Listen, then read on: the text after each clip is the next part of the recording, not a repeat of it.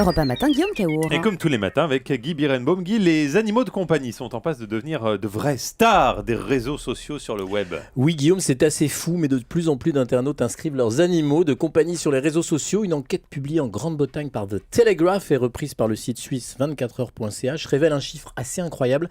Un animal sur 10 serait titulaire d'un compte Facebook, Twitter ou YouTube en Angleterre. Alors comme la France est championne du monde des animaux de compagnie, il est bien possible que vos chats, vos chiens, même mon poisson rouge soient encore plus nombreux en ligne ici qu'en Angleterre. Alors franchement, quel est l'intérêt d'ouvrir un compte à son animal de compagnie ? Aucun, pourquoi ?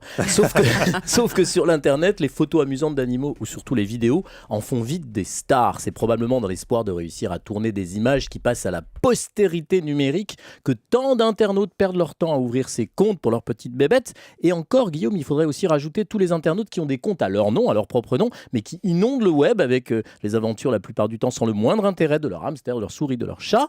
Mais comme les réseaux sociaux sont devenus omniprésents dans nos vies et que les animaux sont eux aussi omniprésents, eh bien ces deux phénomènes sociologiques se croisent et se renforcent l'un l'autre pour le meilleur et malheureusement souvent pour le pire. En tout cas, The Telegraph rappelle que certains animaux sont de vrais phénomènes en ligne. Il y a Boo, un petit chien assez laid inscrit à Facebook qui est aimé par 1 355 000 personnes.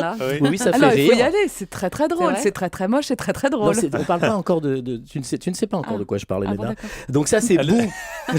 Elena anticipe.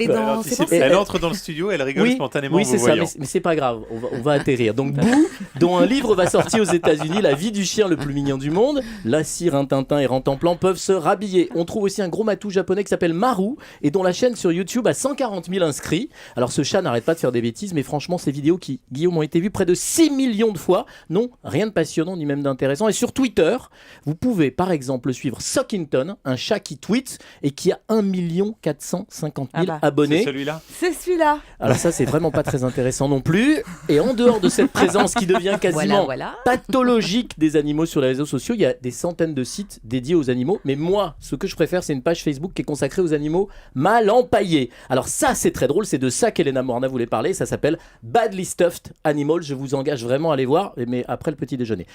Gandhi disait qu'on peut juger de la grandeur d'une nation par la façon dont les animaux y sont traités. Je me demande quand même si Gandhi aurait considéré, Guillaume, que ça allait jusqu'à leur donner la parole sur le web. C'est pas sûr. J'ai quand même eu la phrase du jour de Guy C'était Birenbaum. pour vous faire plaisir pour la dernière. C'était magnifique. Merci Guy. Et Guy, on vous retrouve dès lundi pour le buzz de l'été avec un nouvel horaire 8h15. Vous confirmez ? Oui, je vais pouvoir dormir.